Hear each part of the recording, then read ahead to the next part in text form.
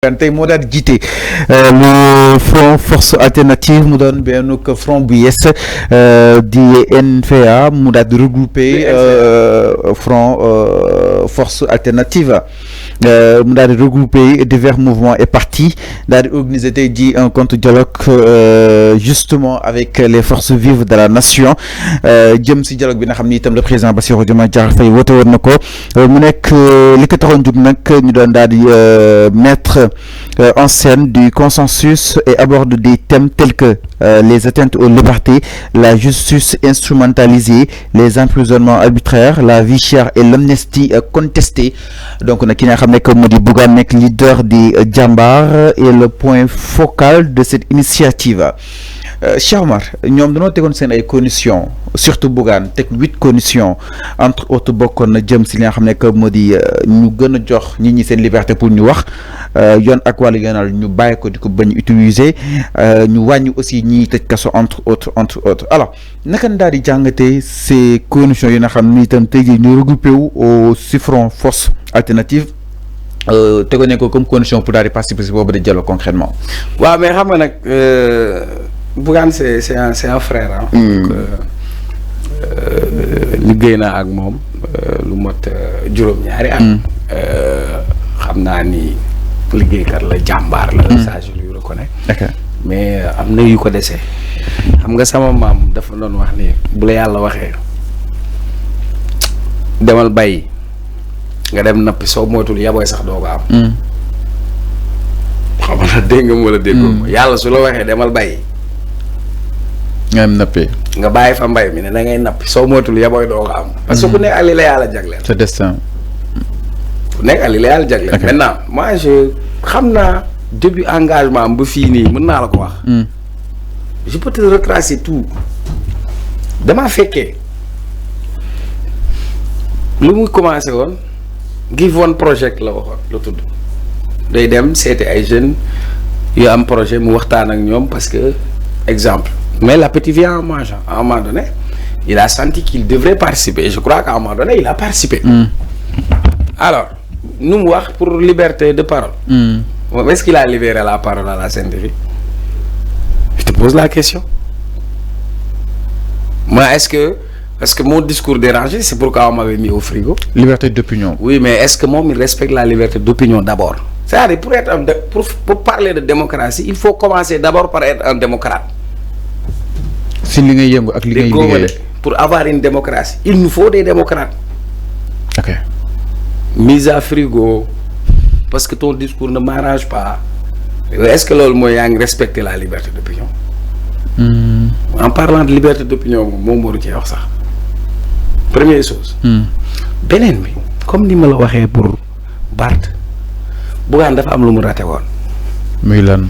élection yi da kaa raté xam nga moom daa waxoon deuxième tour lay xaar. fan deuxième tour amul bii dialogue bu nga war a dem yow Bougane lu mu ñàkk rek parrainage Macky Sall beeg ko xañ c'est vrai ou c'est pas vrai 2019 lan moo tax Bougane nekkul candidat. dafa dul matle. non du matle du problème mu matle Bougane da doon matle ay pare mais ay tirage au sort wala fi ñu ko duggal moo taxoon du ko am. ok il a fait les frais du parrainage. En 2019. Élection 2024, Bougane a mis des moyens. Il a encore fait les frais du parrainage. Dans le dialogue national là, on parle du parrainage. Quand moo gën a war a mën a wax ci parrainage ku dul Bougane par exemple nga ne fa ñuq loolu ne demoo ca. Est-ce que comprendre fi ma bëgg a waxee. ok Bougane 2019 parrainage moo ko xañ élection. Bougane 2024 parrainage moo ko xañ élection et moi j'étais d'accord que. pour man motoon na foo xamante ni war na am parrainage mais léegi yow ñu toog di waxtaane système politique ci biir terme de référence yi waxu parrainage bokk ci Bougane demu ca. nee na soñ bëggul bañ a dem waaye ay conditions la posé. Cheikh defal di loolu waxu teg xel la. mais dama bëgg nga déglu ma logique pour logique. ok waxtaan day simple. Bougane a été mis à l'écart sur les 2 élections présidentielles des élections majeures. Pour lesquels moi je considère que il avait son programme sénégalais la war na bokk élection man gis naa mu jël ay moyens def ci def na ko 2019 def na ko 2024 2019 parrainage moo tax Bougane génn bokkul mu muñ toogaat 2024 parrainage moo tax bokkul dialogue bi ci la ñu war a waxtaanee ci affaire parrainage nu ñu koy régler. yow tu es victime du parrainage yow demoo fa ñuy waxee solution parrainage nga dem teg sa benn xew fële. c'était le moment ou jamais. c'est ce que je viens de dire c'est très simple beneen bi pareegu ma ak moom de. damay bañ su may analyser si moom les gens pensent que j'ai quelque chose contre lui non je veux dire de manière objective c'est-à-dire wallahi wal azim su ma toogoon ak moom nii laa koy waxee. alors je continue j'espère que ñoom dinañ ma invité Sen TV sax. suñ bëggee man ma ñëw débat y a pas de problème moi je suis open mind. beneen bi sur Bougane ni Barth defee erreur moom it dafa def erreur. li waa ji doon wax erreur moom bu xasee ba ñëw rek erreur la. nous sommes en 2024.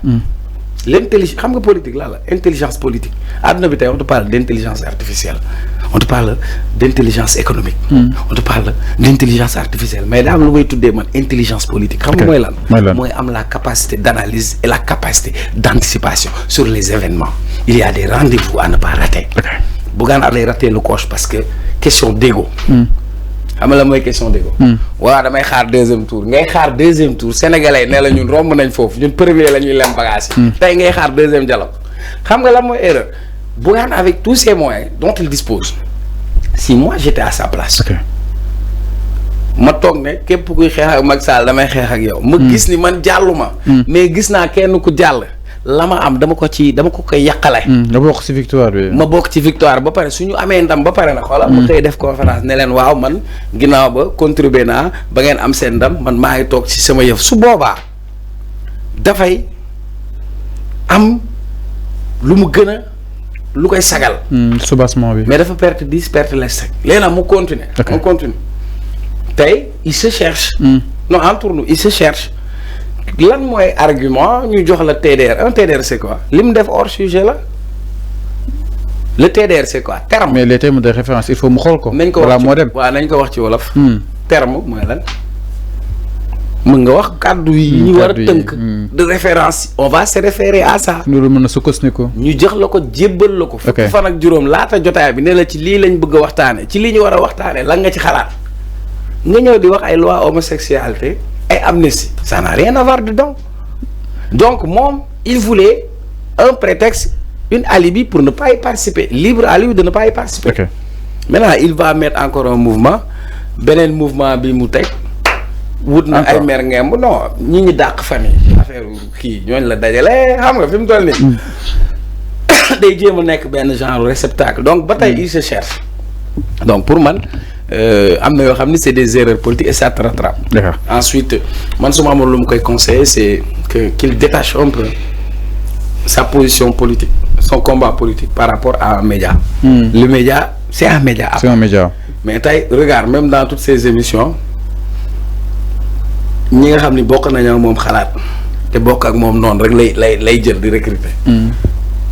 mu ngi noonu. alors mi ngi noonu par rapport ak li nga xam ne moo di liberté d'opinion moom war ko.